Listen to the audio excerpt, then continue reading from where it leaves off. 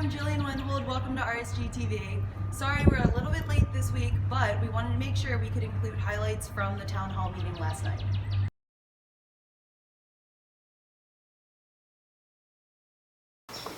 The cases that I've worked on thus far, when a student reports to me that they feel they're being retaliated against, I ask them to share in detail what it is that they're experiencing.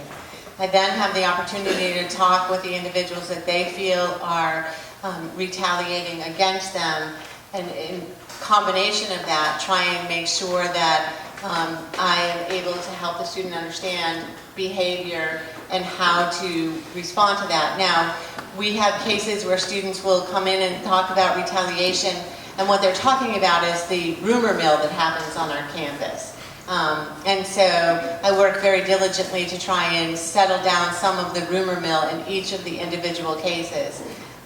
We have had situations where a student has been responsible for a retaliation, and it's caused us to limit some of their ability to be places where the other person is. It can involve some putting them on probation, and it can go higher than that depending on what the retaliation is.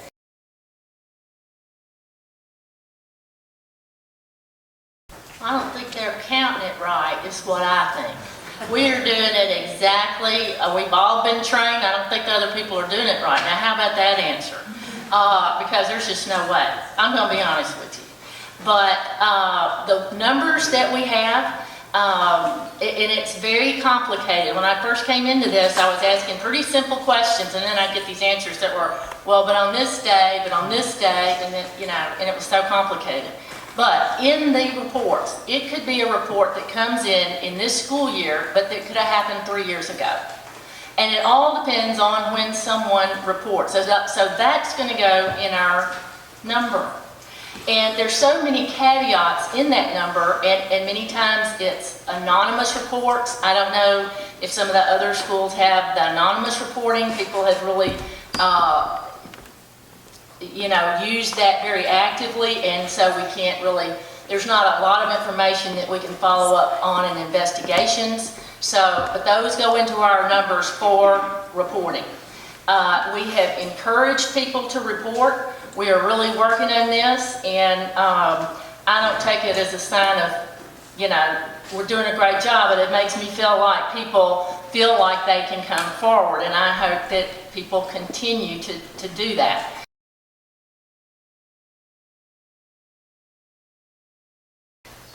We would take all of the information, we'd do the intake, we'd have an investigator come in as we do and have the investigation to give all the information, witnesses, get the information from each individual person, and we would depend on our hearing board members to listen to all of the information, to take it in, and to share whether or not they feel that there is the preponderance of evidence that there has been a violation, and to what that violation is and what the appropriate sanctions are.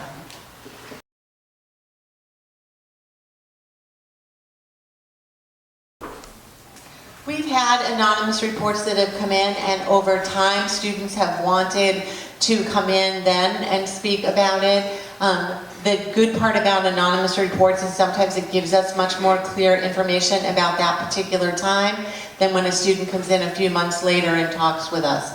So if they share that with us, provide us that information, it also gives us an opportunity to share information with the community about their response and our want for their safety. And people keep asking about, like, why can't we have more information? Please tell us who this is. Like, because the email that we got a couple weekends ago about the 2 cases of sexual misconduct that happened within like an hour of each other out at a party, a lot of students reacted with, we want more. Who is this person? Do we have any more information? We need to remind ourselves that the victims do have the right to give as much or as little information as they so choose, because that is their experience and they are allowed to heal in their own way. So sometimes we need to react with a little bit of compassion and not question every single detail.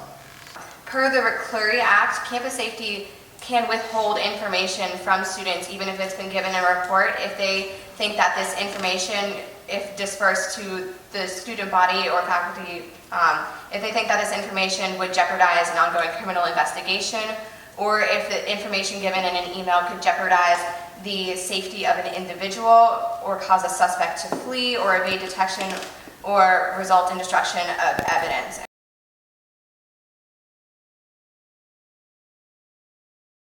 We look at a multitude of educational options for our students, and so we want to be sure that if we're keeping a student on campus, we do have educational options that they can work with. Sometimes that's counseling and so forth, so that we can help the student for their education to know what it is that these violations are and why it's so important to put a stop to them.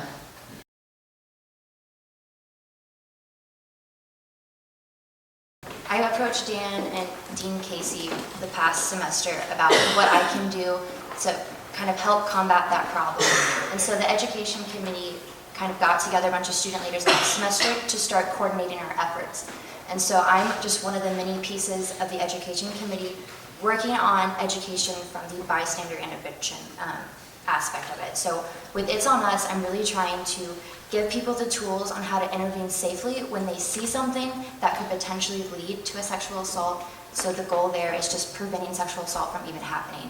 Because as there are people on this campus that have been through traumas, and I don't wish that on anyone, and so trying to prevent that from the get-go is really my goal here. And so part of that campaign also is defining when you can and can't give consent, giving people the tools to intervene, and lots of other different things. And It's On Us Week is next week, which is also the National Week of Action for the It's On Us campaign.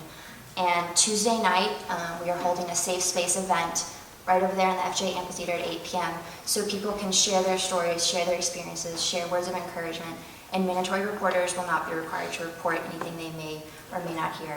Assault and rape is not one size fits all. You cannot understand what one person's experience might be. The person who attacked me was a really close friend, someone who'd been in my life for about 4 years. And you really can't pinpoint what someone's experience is going to be, what the impact it will have on them, and how they decide to translate that to the outside community. So an inclusive nature, a support, and understanding of the fact that someone may be giving as much information as they can possibly give at that moment is really, really important. And to respect that everybody's experience is very, very personal, and that as a community we need to work together to be supportive and inclusive and to be understanding and patient with the faculty, with the staff, with the administration, with everyone, because it really needs to be a unified effort.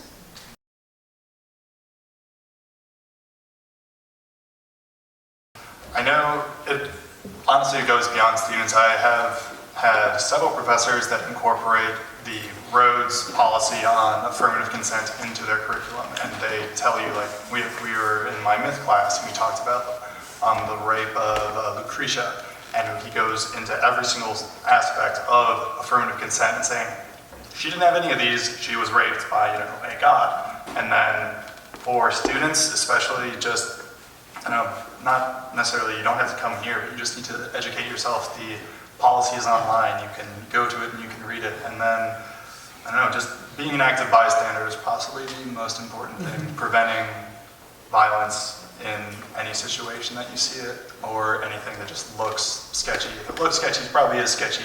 People are sketchy.